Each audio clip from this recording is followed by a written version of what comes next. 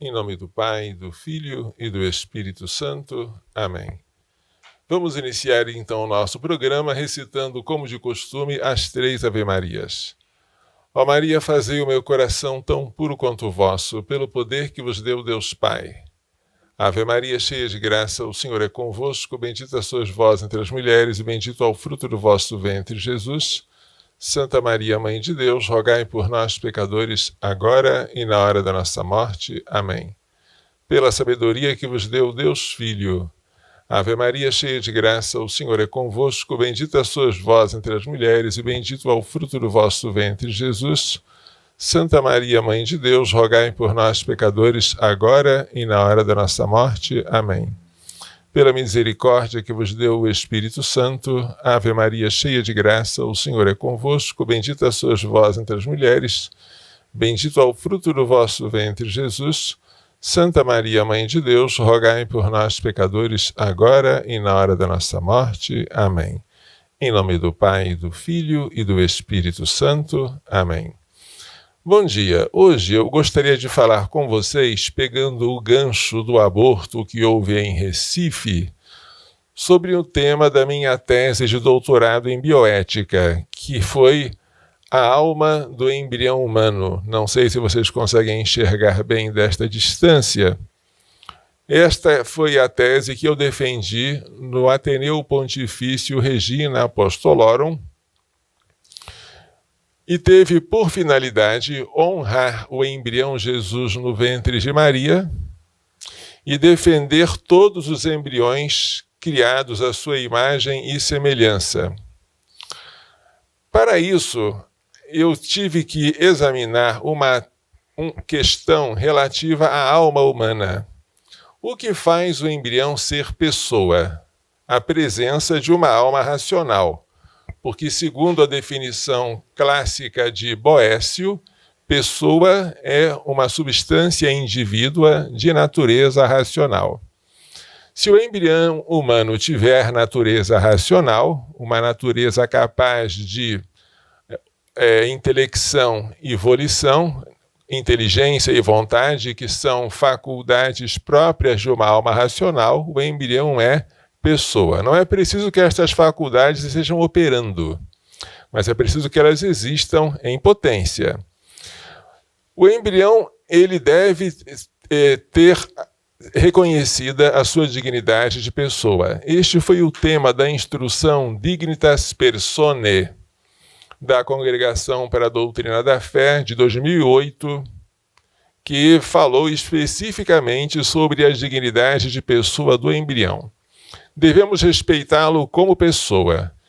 E este mandamento, que é moral, tem um fundamento ontológico. Qual é este fundamento ontológico? Este foi o tema da minha tese. Qual o fundamento ontológico da dignidade de pessoa do embrião humano? A resposta é a presença de uma alma racional desde a sua concepção. E aí a gente tem que entrar num problema, que é o problema da assim chamada animação, que é a criação e a infusão da alma racional no embrião humano no tempo, em um instante.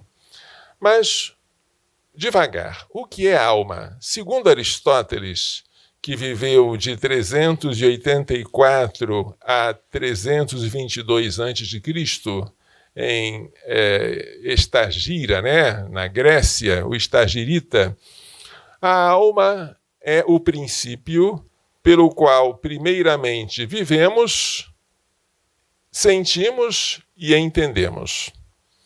Esta definição é abrangente, coloca a vida, a sensação e o pensamento sob um único princípio, a alma. Mas, como sentir e viver, como sentir e pensar estão incluídos na noção de vida, a definição de Aristóteles poderia ser resumida em: a alma é o princípio vital, é o princípio de vida. Há 3 espécies de alma de acordo com as operações que ela desenvolve. A alma vegetativa, que preside a conservação do indivíduo pela alimentação e pelo crescimento, e a conservação da espécie pela reprodução. Ela é própria dos vegetais. Nutrição, crescimento, reprodução. É o básico da vida.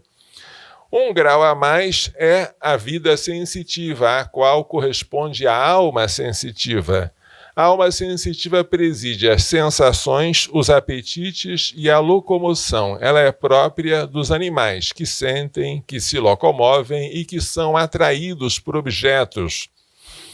A alma intelectiva ou racional, ela preside o entendimento e a vontade, e é própria do homem, animal racional. 3 classes de alma, de acordo com 3 níveis de vida. Nenhum indivíduo tem mais de uma alma, como pensava Platão. Corrigindo seu mestre, Aristóteles diz que cada alma desempenha as funções da alma inferior. Nos animais, a alma sensitiva também responde pelas faculdades nutritivas. E no homem, a alma racional responde também pelas faculdades nutritivas e sensitivas. Aristóteles faz uma comparação entre as diversas almas e as diversas figuras geométricas. Diz Aristóteles, o caso das figuras é semelhante ao da alma, já que sempre no termo sucessivo está contido em potência o termo antecedente. Isto vale quer para as figuras, quer para os seres humanos animados. Quer para os seres animados. Por exemplo, no quadrilátero está contido o triângulo. Se você tem um quadrilátero, dentro dele há um triângulo. E na faculdade sensitiva está contida a nutritiva. Portanto, não há mais de uma alma. O cachorro, ele tem uma alma sensitiva, que também responde pelas funções nutritivas, de crescimento e de reprodução. Ela acrescenta essas funções às outras superiores, mas é só uma alma por indivíduo. A alma racional, ao contrário da vegetativa e da sensitiva, é intrinsecamente independente da matéria. Ela não depende da matéria para a sua subsistência. Por quê? Porque a operação dela é imaterial. A operação da alma racional, que é captar a essência, é uma operação que tem por objeto algo imaterial, que é o conceito universal, a essência. Por isso, a própria operação é imaterial, a faculdade, a inteligência é imaterial e a alma, que é sujeito desta faculdade, também é imaterial e, portanto, espiritual e independente da matéria. Ela é criada diretamente por Deus. Não pode ser produzida a partir dos corpos nem das almas dos pais. É uma doutrina condenada pela Igreja chamada traducianismo. Tradux quer dizer rebento ou muda.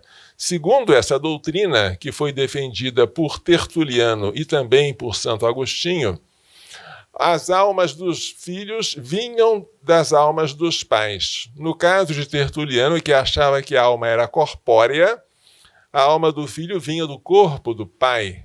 No caso de Santo Agostinho, que admitia que a alma era espiritual, ele achava que a alma dos filhos vinha também da alma dos pais, mas isso também é impossível, porque mesmo sendo espiritual, a alma não pode ser propagada, porque ela não tem matéria, ela não tem quantidade, ela não se divide. Você não pode pegar um pedaço da alma do pai e dar para o filho.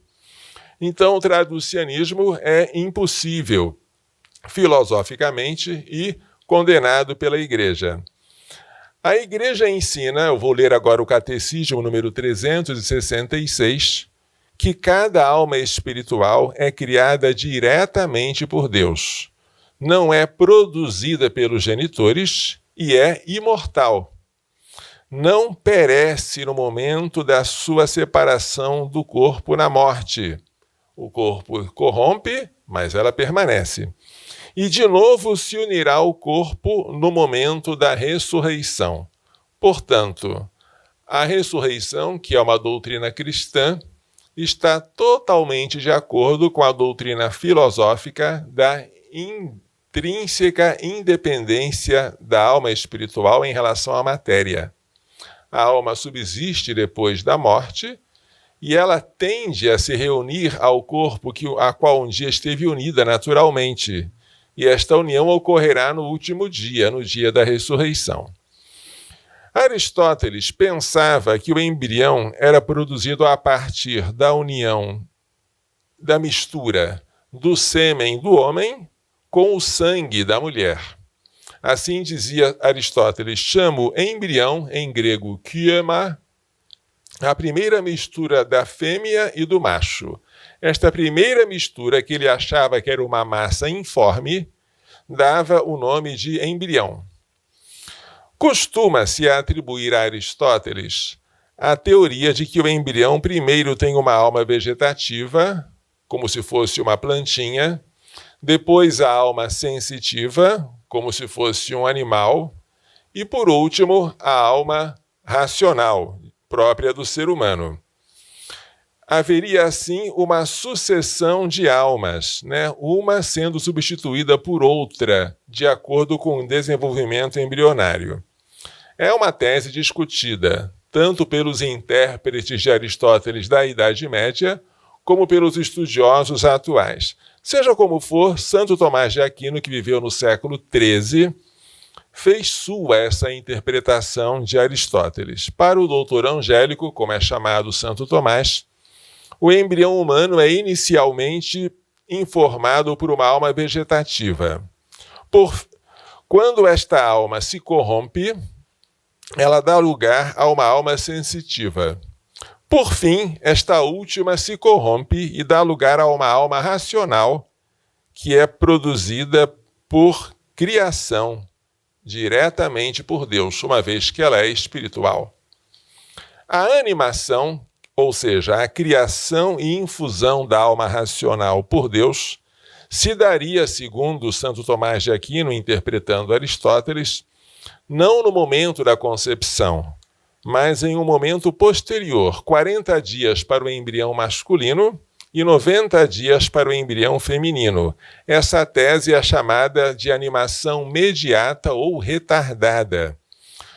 Mas por que 40 ou 90 dias? Isto é um fato banal que Aristóteles escreveu no seu livro.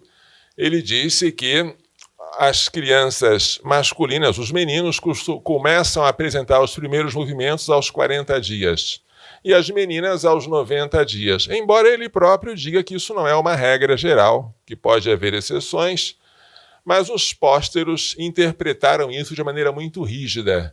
Interpretaram esse momento dos primeiros movimentos, como se fosse o momento da criação e infusão da alma espiritual por Deus. Foram muito além do que aquilo que Aristóteles quis dizer. Santo Alberto Magno, que era contemporâneo de Santo Tomás, que foi professor dele, nasceu antes e morreu depois dele, também no século XIII, interpretava Aristóteles de maneira diversa. O embrião humano, antes de receber de Deus uma alma racional, não possui alma nenhuma. Mas se ele não possui alma nenhuma, nem vegetativa, nem sensitiva, quem é que responde pelas suas atividades vegetativas e sensitivas? Resposta: a potência formativa, ou vis formativa em latim, presente no sêmen paterno, o qual se supunha acompanhar o embrião pelo menos até o 40º dia. Que confusão, hein? O sêmen paterno já se uniu ao sangue da mãe, como se pensava, Agora já se formou o embrião, mas o sêmen continuava acompanhando o embrião, pelo menos até 40 dias. Para quê? Para formar o embrião, para dispor a matéria do embrião, preparando-o para o momento em que ele iria receber uma alma racional por criação direta de Deus. Então, Santo Alberto defendia uma animação mediata ou retardada, mas sem progressão de almas. Não havia 3 almas sucessivas. Havia operações sucessivas, operação vegetativa, operação sensitiva e, por último, a operação racional, que esta sim correspondia a uma alma racional. Santo Alberto Magno interpretava que Aristóteles falava de uma progressão de operações, mas não uma progressão de almas. Note-se que ambos os doutores, Santo Alberto e Santo Tomás, julgavam indispensável a presença do sêmen paterno junto ao embrião ainda não animado, por uma alma racional. Por quê? Porque somente uma alma racional, no caso a alma do pai, que era racional, podia dispor a matéria do embrião para receber de Deus, por criação, uma alma racional. Deus pode infundir a alma racional em uma matéria apta. Quem vai tornar esta matéria apta? Quem vai dispor a matéria? Tem que ser uma alma. Não pode ser a alma do próprio embrião, porque o embrião, segundo tais doutores, ainda tinha uma natureza, ainda tinha uma alma puramente vegetativa ou sensitiva. Quem poderia dispor? Tinha que ser uma alma racional, que no caso era a alma do pai, agindo à distância pela vis formativa presente no sêmen. Não se falava da ação da alma da mãe, porque, segundo a biologia aristotélica, a fêmea forneceria apenas o elemento passivo, a matéria, enquanto o macho, o elemento ativo, a forma. A mãe contribuía com o corpo e o pai com a alma. A mãe com a matéria, o pai com a forma. Antes de Santo Tomás de Aquino, houve autores que defendiam a criação e infusão da alma no momento da concepção. É a tese da animação imediata. Houve concepção, já há criação e infusão da alma por Deus. Esta tese foi defendida, por exemplo, por Clemente de Alexandria, no século III, não é? Por Lactâncio, que foi um escritor latino, e também por São Gregório de Nissa. Mas, sobretudo, ela foi defendida por São Máximo, o confessor, no século VII. São Máximo foi o maior defensor da animação imediata, dizendo que, se fosse de outro modo, o homem seria, num primeiro momento, pai de um vegetal, depois pai de um cavalo, antes de ser pai de uma criança humana. Isso seria um absurdo. Assim raciocinava São Máximo, o confessor, em um dos argumentos contra a animação retardada e em favor da animação imediata. Portanto, 2 teses: animação imediata defendida pelos imediatistas e animação mediata ou retardada defendida pelos mediatistas. No entanto, o doutor Angélico, que é Santo Tomás, não faz menção de nenhum dos autores imediatistas, nenhum, a não ser Gregório de Nissa. E este autor, ele interpreta como se fosse traducianista, como se ele defendesse que a alma do ser humano estava presente no sêmen do pai, e ela era transmitida de pai para filho. É digno de nota o silêncio de Santo Tomás acerca de São Máximo, que entre todos foi o que melhor expôs e defendeu a tese imediatista. Conclui-se que Santo Tomás não conheceu a tese da animação imediata. Foi o que eu concluí depois dos anos de estudo no assunto. Quando Santo Tomás expõe a sua tese, a tese da animação retardada, ele não faz com a intenção de combater a tese da animação imediata, que ele não conhecia, mas sim para combater o traducianismo, que afirma a propagação da alma racional pelo sêmen paterno. Esta tese ele combate, e ao combatê-la, ele afirma por acidente a tese da animação retardada, uma vez que, parece, ele não conhecia a tese contrária que hoje nós defendemos, da animação imediata. Mas o que diria hoje Santo Tomás? Hoje se sabe que o embrião recém-concebido não é uma massa informe, como pensava Aristóteles, mas uma célula com incrível organicidade. Hoje sabe-se que o encontro do espermatozoide paterno com o óvulo materno é um evento marcante, não é um processo gradual, é um salto que produz a perda da individualidade dos gametas e o surgimento de um novo indivíduo. Sabe-se, por fim, que após a fecundação e fertilização do óvulo, os espermatozoides restantes não permanecem por 40 dias, mas morrem logo depois. Não se pode mais recorrer à suposta vis formativa presente no sêmen paterno para explicar a disposição do corpo do embrião para receber uma alma racional. Poderia o embrião por si mesmo, sem uma vis formativa externa, preparar-se para a vinda da alma racional? De maneira nenhuma. Uma alma inferior não seria capaz de produzir os órgãos de uma alma superior. Se a alma é puramente vegetativa e ela preside a nutrição, crescimento e reprodução, ela não pode produzir os órgãos de uma alma sensitiva, como seriam os nervos, responsáveis pela sensação, os músculos e os ossos responsáveis pela locomoção. Não poderia. Por quê? Porque o efeito não pode ter uma perfeição superior à da causa que o produziu. O embrião de Santo Tomás e também de Santo Alberto não tem potência ativa para tornar-se um homem adulto. O seu desenvolvimento depende de um agente externo. Repito, segundo Santo Tomás e também Santo Alberto Magno, os doutores da Idade Média, o embrião humano deixado a si mesmo não tem capacidade de se tornar um homem.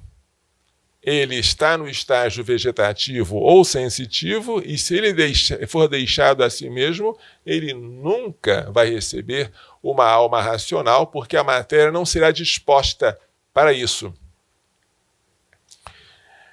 Excluída a presença e a ação do sêmen paterno ao lado do embrião por vários dias, como pensavam os mediatistas da Idade Média, cabe aos mediatistas de hoje responderem como a alma racional dos pais pode exercer à distância uma causalidade eficiente na disposição da matéria do embrião. Como? Uma tentativa de solução foi feita pela filósofa Bénédicte Matonat, uma autora francesa. Ela pôs a vis formativa dentro do embrião desde a concepção. Porém, ao se fazer isso, ela deve pôr também, junto com a vis formativa, a alma racional, porque, segundo Santo Tomás, somente uma alma racional pode ser sujeito desta potência formativa. Mas se ela, colocando a vis formativa no embrião desde o início, ela é obrigada a colocar também a alma racional, então ela já não é mais mediatista, ela é imediatista. Ela está defendendo que desde o início o embrião já tem uma alma racional. Portanto, aí a tese da animação mediata se destrói. Hoje, portanto, a tese da animação imediata é a única compatível com os conhecimentos modernos da biologia e com o respeito de Santo Tomás pelo princípio de causalidade. Hoje, podemos afirmar com segurança que no momento da concepção o embrião recebe uma alma espiritual, tornando-se uma pessoa humana. E este é o fundamento ontológico da dignidade de pessoa do embrião humano, a presença de uma alma racional no momento da concepção. No entanto, mesmo defendendo a animação retardada, Santo Tomás nunca admitiu o aborto de um embrião ainda não animado por uma alma racional. Importante isso. Matar o embrião em tal estágio de gravidez seria um pecado gravíssimo, não contra a vida de uma pessoa, pela falta de uma alma racional, mas contra a dignidade da procriação. Seria um pecado grave como o onanismo Onanismo é o pecado de Onã, descrito em Gênesis 38, que foi punido por Deus com a morte. O pecado da anticoncepção, o pecado de ferir a procriação, fechando o ato conjugal à transmissão da vida. Um pecado grave, mas contra o sexto e não contra o quinto mandamento. Nunca Santo Tomás, em hipótese alguma, aceitou o aborto. É bom saber disso. Curiosamente, ao tratar da encarnação de Cristo, Santo Tomás e São Máximo estão de acordo em afirmar que a sua alma racional foi criada no primeiro instante de sua concepção. Santo Tomás faz disso uma exceção. Cristo seria um homem especial, que teve uma alma criada excepcionalmente no momento da sua concepção. São Máximo considera isso um modelo, uma vez que o Verbo se fez em tudo semelhante a nós, menos no pecado. Hebreus 4:15. Mas seja como exceção, ou seja como modelo, é admirável o consenso que há em relação à animação imediata do corpo de Cristo. E quem é Cristo? Cristo, segundo o Concílio Vaticano II, na Constituição Gaudium et Spes, é aquele que manifesta plenamente o homem ao próprio homem. Portanto, olhando para a animação imediata de Cristo, nós poderíamos, com o auxílio do magistério da Igreja, quem sabe, inferir ou concluir como verdade teológica e não apenas filosófica, que todos nós recebemos no momento da nossa concepção uma alma espiritual, racional, imortal, que nós somos de fato pessoa. Isso fica como sugestão para o magistério da Igreja. Se um de vocês que está me ouvindo for papa, ou se participar de algum concílio e que for esse assunto ventilado, você pode propor esta ideia para a honra e glória do Verbo encarnado, nosso Senhor Jesus Cristo, e para a defesa de todos os embriões semelhantes a ele, que estão no ventre das suas mães e que nós defendemos. A defesa da vida ganha um acento particular quando a gente percebe que o primeiro milagre que Jesus realizou, o milagre de santificar João Batista no ventre de Isabel, realizou-o quando ele tinha alguns dias de vida no ventre de Maria. João Batista, que tinha 6 meses, saltou de alegria no ventre de Isabel ao ver Jesus com alguns dias de vida dentro de Maria. Ele fez isso para salientar a sacralidade da vida humana ainda nos seus estados iniciais. Ai de nós se admitirmos o aborto precoce, se admitirmos o descarte de embriões excedentes, se admitirmos a pílula do dia seguinte, ou o DIU, ou qualquer implante intradérmico que cause aborto sem a mulher perceber, desconsiderando os embriões humanos, porque eles são tão pequenos que não valeriam a pena pelo tamanho. Não. Não é o tamanho que faz a pessoa, é a presença da alma espiritual. E se esta alma está presente, este embrião é pessoa, e nós responderemos por ele. Onde está o teu irmão? Perguntou Deus a Caim. Por acaso sou guarda do meu irmão? Respondeu Caim com insolência. Responde São João Paulo II. Sim, todo homem é guarda do seu irmão. Nós somos guardas das gestantes em desespero, somos guardas dos bebês que elas abrigam dentro do seu seio, e nós vamos responder pelo que fizemos ou deixamos de fazer com as mães e filhos que estão precisando de ajuda. Ok? Se você quiser saber mais sobre esse assunto, não tive tempo de falar muito, evidentemente, este aqui é o livro que vocês podem ler, A Alma do Embrião Humano, que é o fundamento ontológico da sua dignidade de pessoa. Vocês podem também baixá-lo em PDF, ele está disponível na internet. E se vocês quiserem, podem também assistir a aula online do curso de bioética, porque nas 26 aulas há algumas que falam especificamente sobre a questão da animação. Também o curso de Dignidade de Pessoa do Embrião Humano, nós começamos a lecionar presencialmente na Faculdade Católica de Anápolis, fomos obrigados a interromper por causa da pandemia. Demos uma única aula e agora ficamos esperando que as atividades curriculares retomem. Se você quiser também se inscrever, ainda deve dar tempo, porque foi apenas uma aula que os alunos perderam até o momento. Mas isso é para quem mora em Anápolis e quem quiser fazer um curso presencial na Faculdade Católica. Vamos então agora encerrar dando a bênção final. O Senhor esteja convosco. Pela imposição de minhas mãos sacerdotais e pela invocação da bem-aventurada sempre Virgem Maria, de São José, seu castíssimo esposo, de São Luís Gonzaga, de São Luís Maria Grande de Montfort, de Santa Gina Beretta Mola, de São Miguel, São Gabriel, São Rafael, de todos os anjos e santos, abençoe-vos, proteja-vos e guarde-vos com toda a bênção do céu e da terra, Deus Todo-Poderoso, Pai, Filho e Espírito Santo. Amém. Coração imaculado de Maria, livrai-nos da maldição do aborto.